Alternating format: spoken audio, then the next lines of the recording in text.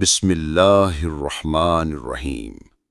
نہج البلاغہ سے اقتباس، حصہ اول، خطبہ نمبر 35۔ ترجمہ مفتی جعفر حسین۔ تحکیم کے بارے میں امیر المومنین نے فرمایا، ہر حالت میں اللہ کے لیے حمد و ثنا ہے۔ گو زمانہ ہمارے لیے جان کا مصیبتیں اور صبر آزما حادثے لے آیا ہے۔ میں گواہی دیتا ہوں کہ اس کے علاوہ کوئی معبود نہیں، وہ یکتا و لا شریک ہے، اس کے ساتھ کوئی دوسرا خدا نہیں، اور محمد صلی اللہ علیہ وآلہ وسلم اس کے عبد اور رسول ہیں۔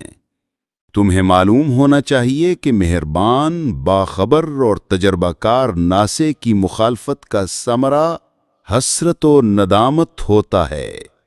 میں نے اس تحکیم کے متعلق اپنا فرمان سنا دیا تھا اور اپنی قیمتی رائے کا نچوڑ تمہارے سامنے رکھ دیا تھا۔ کاش کہ کثیر کا حکم مان لیا جاتا، لیکن تم تو تندخو مخالفین اور عہد شکن نافرمانوں کی طرح انکار پر تل گئے، یہاں تک کہ ناسخ خود اپنی نصیحت کے متعلق سوچ میں پڑ گیا اور طبیعت اس چکماک کی طرح بجھ گئی جس نے شعلے بھڑکانا بند کر دیے ہوں۔ میری اور تمہاری حالت شاعر بنی حوازن کے اس قول کے مطابق ہے۔ میں نے مقام منعرج اللوی پر تمہیں اپنے حکم سے آگاہ کیا، وہ اس وقت تم نے میری نصیحت پر عمل نہ کیا، لیکن دوسرے دن کی چاشت کو میری نصیحت کی صداقت دیکھ لی۔ وضاحت مؤلف: جب اہل عراق کی خون ریز تلواروں سے شامیوں کی ہمت ٹوٹ گئی اور لیلہ الحریر کے تابڑ توڑ حملوں نے ان کے حوصلے پست اور ولولے ختم کر دیے، تو معاویہ کو یہ چال سوجھی کہ قرآن کو نیزوں پر بلند کر کے اسے حکم ٹھہرانے کا نعرہ لگایا جائے، جس کا اثر یہ ہوگا کہ کچھ لوگ جنگ کو رکوانا چاہیں گے اور کچھ جاری رکھنا چاہیں گے، اور ہم اس طرح ان میں پھوٹ ڈلوا کر جنگ کو دوسرے موقع کے لیے ملتوی کروا سکیں گے۔ چنانچہ قرآن نیزوں پر بلند کیے گئے تو اس کا نتیجہ یہ نکلا کہ چند پھرے ہوئوں نے شور و غوغا مچا کر تمام لشکر میں انتشار و برہمی پیدا کر دی، اور سادہ لوح مسلمانوں کی سرگرمیاں فتح کے قریب پہنچ کر دھیمی پڑ گئیں اور بے سوچے سمجھے پکارنے لگے کہ ہمیں جنگ پر قرآن کے فیصلے کو ترجیح دینی چاہیے۔ امیر المومنین علیہ السلام نے جب قرآن کو علیہ کار بنتے ہوئے دیکھا تو فرمایا کہ اے لوگو، اس مکر و فریب میں نہ آؤ، یہ صرف شکست کی روسیاہیوں سے بچنے کے لیے چال چل رہے ہیں۔ میں ان میں سے ایک ایک کی سیرت کو جانتا ہوں، نہ یہ قرآن والے ہیں اور نہ دین و مذہب سے انہیں کوئی لگاؤ ہے۔ ہمارے جنگ کرنے کا تو مقصد ہی یہ تھا کہ یہ لوگ قرآن کو مانیں اور اس کے احکام پر عمل پیرا ہوں۔ خدا کے لیے ان کی فریب کاریوں میں نہ آؤ، عزم و ہمت کے ولولوں کے ساتھ آگے بڑھو اور دم توڑتے ہوئے دشمن کو ختم کر کے دم لو۔ مگر باطل کا پرفریب ہر بات چل چکا تھا، لوگ طغیان و سرکشی پر اتر آئے۔ سعد ابن فت کی تمیمی اور زید ابن حسین تائی دونوں 20,000 آدمیوں کے ساتھ آگے بڑھے اور امیر المومنین علیہ السلام سے کہا کہ اے علی علیہ السلام، اگر آپ نے قرآن کی آواز پر لبیک نہ کہی تو پھر ہم آپ کا وہی حشر کریں گے جو عثمان کا کیا تھا۔ آپ فوراً جنگ ختم کرائیں اور قرآن کے فیصلے کے سامنے سر تسلیم خم کریں۔ حضرت نے بہت سمجھانے کی کوشش کی، لیکن شیطان قرآن کا جامہ پہنے ہوئے سامنے کھڑا تھا۔ اس نے ایک نہ چلنے دی اور ان لوگوں نے امیر المومنین کو مجبور کر دیا کہ وہ کسی کو بھیج کر مالک اشتر کو میدان جنگ سے واپس لوٹائیں۔ حضرت نے لاچار ہو کر یزید ابن ہانی کو مالک کے بلانے کے لیے بھیجا۔ مالک نے جب یہ حکم سنا تو وہ چکرا سے گئے اور کہا کہ ان سے کہیے کہ یہ موقع مورچے سے علیحدگی کا نہیں ہے، کچھ دیر توقف فرمائیں تو میں نوید فتح لے کر حاضر خدمت ہوتا ہوں۔ یزید ابن ہانی نے پلٹ کر یہ پیغام دیا تو لوگوں نے غل مچایا کہ آپ نے چپکے سے انہیں جنگ پر جمے رہنے کے لیے کہلوا بھیجا ہے۔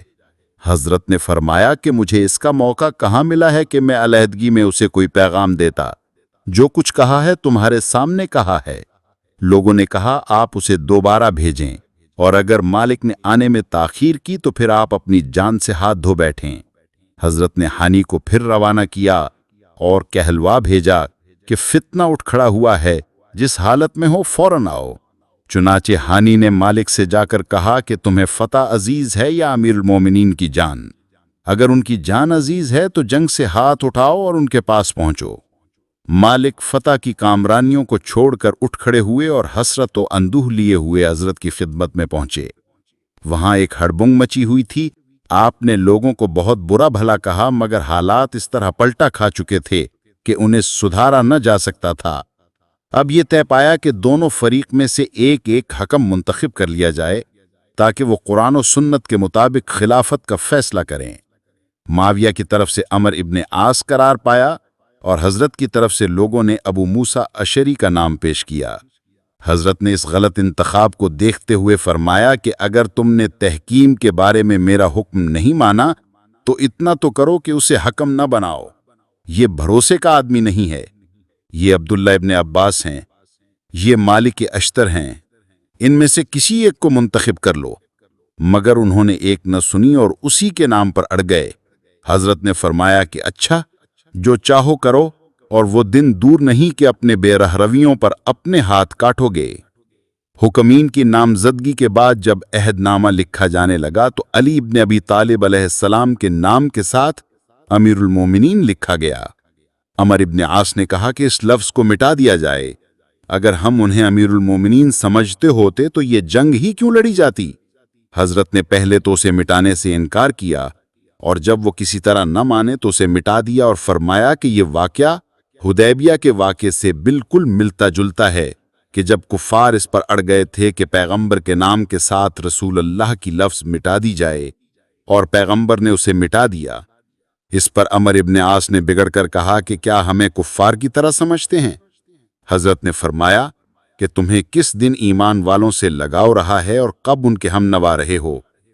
بہر صورت اس قرارداد کے بعد لوگ منتشر ہو گئے اور ان دونوں حکموں نے آپس میں صلاح و مشورہ کرنے کے بعد یہ طے کیا کہ علی ابن ابی طالب علیہ السلام اور معاویہ دونوں کو معزول کر کے لوگوں کو یہ اختیار دے دیا جائے کہ وہ جسے چاہیں منتخب کر لیں۔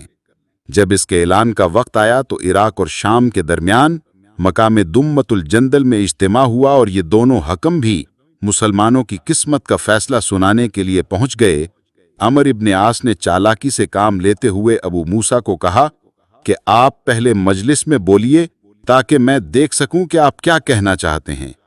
ابو موسیٰ تان میں آ گئے اور جھومتے ہوئے مجمع کے سامنے آ کھڑے ہوئے اور لوگوں سے خطاب کرتے ہوئے کہا کہ اے مسلمانوں، ہم نے مل کر یہ فیصلہ کیا ہے کہ علی ابن ابی طالب اور معاویہ کو معزول کر کے انتخاب خلافت کا حق مسلمانوں کو دے دیا جائے، وہ جسے چاہیں منتخب کر لیں۔ اور یہ کہہ کر بیٹھ گئے۔ اب عمر ابن عاص کی باری آئی اور اس نے کہا کہ اے مسلمانوں، تم نے سن لیا ہے کہ ابو موسیٰ نے علی ابن ابی طالب کو معزول کر دیا ہے، میں بھی اس سے متفق ہوں۔ رہا معاویہ تو اس کے معزول کرنے کا سوال ہی پیدا نہیں ہوتا، لہٰذا میں اسے اس جگہ پر نصب کرتا ہوں۔ یہ کہنا تھا کہ ہر طرف شور مچ گیا۔ ابو موسیٰ بہت چیخے چلائے کہ یہ دھوکہ ہے، فریب ہے، اور عمر ابن عاص سے کہا کہ تم نے چال بازی سے کام لیا ہے اور تمہاری مثال اس کتے کی سی ہے جس پر کچھ لا دو جب ہانپے گا، چھوڑ دو جب ہانپے گا۔ عمر ابن عاص نے کہا کہ تمہاری مثال اس گدھے کی سی ہے جس پر کتابیں لدی ہوئی ہیں۔ غرض عمر ابن عاص کی چالاکی کام آ گئی اور معاویہ کے اکھڑے ہوئے قدم پھر سے جم گئے۔ یہ تھا اس تحکیم کا مختصر سا خاکہ جس کی اساس قرآن و سنت کو قرار دیا گیا تھا۔ مگر کیا یہ قرآن و سنت کا فیصلہ تھا یا ان فریب کاریوں کا جو دنیا والے اپنے اقتدار کو برقرار رکھنے کے لیے کام میں لایا کرتے ہیں؟ کاش کہ تاریخ کے ناراق کو مستقبل کے لیے مشعل راہ بنایا جائے اور قرآن و سنت کو آڑ بنا کر حصول اقتدار کا ذریعہ اور دنیا طلبی کا وسیلہ نہ بننے دیا جائے۔ امیر المومنین علیہ السلام کو جب تحکیم کے اس افسوسناک نتیجے کی اطلاع ملی تو آپ ممبر پر تشریف لائے اور یہ خطبہ ارشاد فرمایا جس کے لفظ لفظ سے آپ کا اندوہ و قلق جھلک رہا ہے، اور ساتھ ہی آپ کی صحت فکر و نظر، اصابت رائے اور دور رس بصیرت پر بھی روشنی ڈالتا ہے۔ یہ ایک مسل ہے جو ایسے موقع پر استعمال کی جاتی ہے کہ جہاں کسی نصیحت کرنے والے کی بات ٹھکرا دی جائے اور بعد میں پچھتایا جائے۔ اس کا واقعہ یہ ہے کہ ہیرا کے فرما روا جزیمہ ابرش نے جزیرہ کے تاجدار عمر ابن طرب کو قتل کر دیا، جس کے بعد اس کی بیٹی زبا جزیرہ کی حکمران قرار پائی۔ اس نے تخت نشین ہوتے ہی اپنے باپ کے انتقام کی یہ تدبیر کی کہ جزیمہ کو پیغام بھیجا کہ میں تنہا امور سلطنت کی انجام دہی نہیں کر سکتی، اگر تم مجھے اپنے حبالہ عقد میں لے کر میری سرپرستی کرو تو میں شکر گزار رہوں گی۔ جزیمہ اس پیشکش پر پھولا نہ سمایا اور 1000 سوار ہمراہ لے کر جزیرہ جانے کے لیے آمادہ ہو گیا۔ اس کے غلام قیصر نے بہت سمجھایا کہ یہ دھوکہ اور فریب ہے، اس خطرے میں اپنے آپ کو نہ ڈالیے، مگر اس کی عقل پر ایسا پردہ پڑا ہوا تھا کہ اس کی سمجھ میں یہ بات نہ آتی تھی کہ زبا نے اپنی رفاقت کے لیے اپنے باپ کے قاتل ہی کو کیوں منتخب کیا ہے۔ باہر صورت یہ چل کر کھڑا ہوا